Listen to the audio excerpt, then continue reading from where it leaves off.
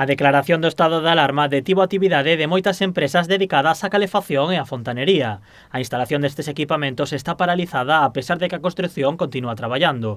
O motivo é evitar a acumulación de operarios nas obras. O sector está moi parado, vale? Con moitas ganas xa de empezar a traballar, porque mesmo os obreros a mí me chaman para ver como van as cousas, e eu lle digo de momento pois que temos que estar parados hasta que pare o estado de alarma.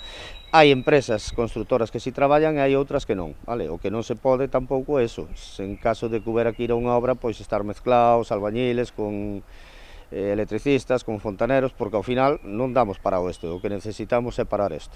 No caso de calefacción e fontanería Millán, o seu traballo descendeu en case un 100%, o que obrigou a empresa a realizar un ERTE. A parálise das obras chegou nun momento no que o negocio tiña pechado o traballo de case todo o ano. Os traballos agora mesmo, pois estábamos nunha época fuerte, estábamos nunha época de montaje de instalación de calefacción. De feito, pois nós tiñamos prácticamente cerrado xa o ano, vale? Porque xa tiñamos contratadas 11 viviendas para realizar a fechas de enero. Entonces o que nos complicou foi que non sabemos a incertidumbre do que pode pasar agora con todo isto.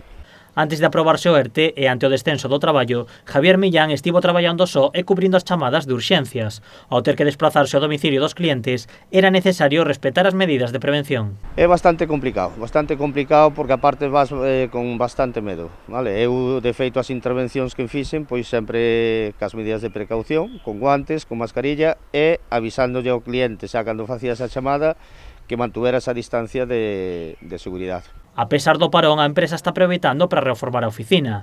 Tamén realizan outros traballos para estudar o negocio e estar listos para volver ao traballo unha vez que finalice o estado de alarma. Estou reformando a oficina, colocando así un pouco de material para saber realmente o stock que temos de material e ter un medio planning de traballo para cando podamos volver á tarea, pois estar preparados, non estar dormidos, porque hai que salir rápido desto. Temos que poñer confianza e entre todos darlle para diante.